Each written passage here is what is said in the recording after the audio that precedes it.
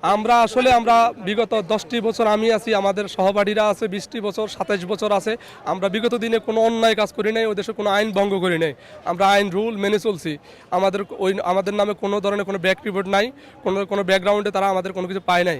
তো আমাদের ওইখানেও সরকারের কিছু দালাল আছে, ওই দালালেরা কিছু ইঙ্গিতের কারণে তারা আমাদের ভুল বুঝছে এবং কি খাওয়াটা অপরাধটা আমরা জানতাম না। আমাদের খাওয়া থেকে আমাদের ভিডিওগুলো আপনারা দেখছেন, আমরা খাওয়ার মধ্যে থেকে আমাদের ধরে নিয়ে আসছে। আমার এর থেকে বাড়তি আমরা কোনো কিছু করি নাই। খাওয়ার মধ্যে থেকে আমরা অনেকে খাইও নাই, খাওয়ার মধ্যে থেকে ধরে নিয়ে আসছে, এর বাইরে কোনো কিছু না। ওই দেশের অনেক সৌদিয়ান নাগরিক তারাও বলছে যে খাওয়া এটা কোনো অপরাধ না, কিন্তু আমরা বিভিন্ন ফন্দি জালে আমরা বিভিন্ন আটকে গেছি, আমরা বিভিন্ন চক্রান্তের কারণে আটকে গেছি।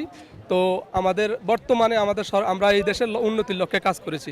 কখনো আমরা আমাদের ঈদটা তো আমাদের মনে হয় আমাদের ঈদ কাটে নাই। আমাদের মনে হয় আমাদের এই যে আমরা কোরবানি হয়ে আছি, গরু পশু জবাই দিলে কিছু শ্বাস নেয়, আমরা ওই শ্বাসটাই নিছি।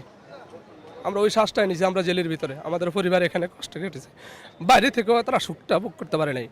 আমাদের পরিবারের কষ্টটা আমরা প্রতি সেকেন্ডে আমরা উপলব্ধি করি, কারণ আমরা একজন, আমাদের পরিবারের সদস্যরা পুরো ফ্যামিলিটা আমাদের জন্য কষ্ট ভোগ করছে। আমরা নিজেরাও কষ্ট ভোগ করছি, পরিবারের সদস্যরাও কষ্ট ভোগ করছে। আমরা এই দেশের উন্নতির লক্ষ্যে কাজ করেছি। কখনো আমরা এই দেশের এটা কখনো একবার ভাবি নাই। আমরা ব্যাংকে লেনদেন করি, সব কিছু করি এই দেশের উন্নতির লক্ষ্যে। এক একটা প্রবাসী নিজের রাতকে দিন করে, কখনো দিনকে রাত করে, এক করে এই দেশের উন্নতির লক্ষ্যে কাজ করে। আর এই দেশের দালালেরা টাকা পাচার করে অন্যদিকে, এই দেশের স্বর্ণের ভ্যাট বাড়ায়। আমরা এই দেশের যা নিয়ে আসি এই দেশের উন্নতির লক্ষ্যেই তো নিয়ে আসি, এদেশেই তো ব্যয় হবে। এটা তো এই দেশের উন্নতির লক্ষণ এটা। কিন্তু এটা না করে আমাদের যে জুলুম করা হয়, আমাদের এয়ারপোর্টে হয়রানি করা হয়, আমাদের বাংলাদেশ এম্বাসিতে হয়রানি করা হয়। অন্যান্য দেশের পাসপোর্ট করতে লাগে 15 দিন, আমাদের পাসপোর্ট করতে লাগে 3 মাস। কেন আমাদের এরকম হয়রানি? কেন সব জায়গায় কেন আমাদের এরকম হয়রানি হতে হবে? আমরা এখন বর্তমানে ডক্টর ইউনূস স্যারের অনেক শুকরিয়া আদায় করি, ওনাকে অনেক ধন্যবাদ। এখন বাংলাদেশ মিডিয়াদের অনেক ধন্যবাদ, যাদের কারণে আমরা আজ আমার মায়ের বুকে বাংলার মাটিতে আমরা আবার ফিরে আসছি।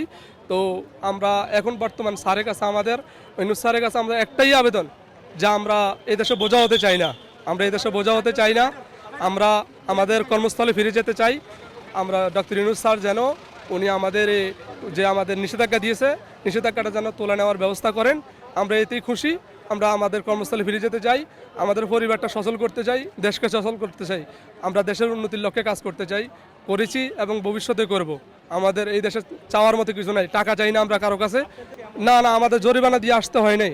আমরা ওনাদের এখান থেকে সরকার থেকে তরফ থেকে আমাদের আনার জন্য ওনারা আবেদন ফর্ম দিছে।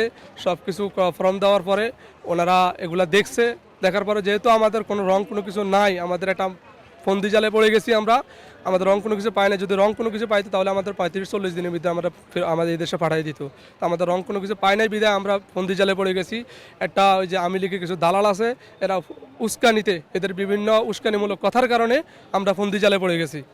আমরা বর্তমান সরকারের কাছে আমাদের একটাই আবেদন, আমাদের বাস নিষেধাজ্ঞাটা তুলে নেওয়ার ব্যবস্থা করুক উনি। আমরা কর্মস্থলে ফিরে যেতে চাই।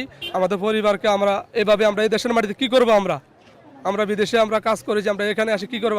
আমাদের অর্ধ জীবন আমরা শেষ করেছি এখানে এসে আমাদের করার মতো কিছু নেই। আমরা স্যারের কাছে একটা অনুরোধ, আমাদের নিষেধাজ্ঞাটা তুলে নেওয়া হোক, এবং কি এই যে সৌদি আরবে দূতাবাসের এবং এম্বাসিতে যত ধরনের কর্মকর্তা আছে এদের বিরুদ্ধে অ্যাকশন নেওয়া হোক। এবং আল কাসিমের যে বর্তমান যে কর্মরত লোক আছে তার নাম্বার 0503822997, সবার মুখস্থ এই নাম্বারে হাজারবার ফোন দেওয়া হয়েছে, ফোন তুলে নাই। এবং কি ফোন বিভিন্ন তার উচ্ছৃঙ্খল কথাবার্তা বলতো। আমরা তো এটা আশা করি নাই। আমরা তো এটা আশা করি নাই তাদের কাছ থেকে।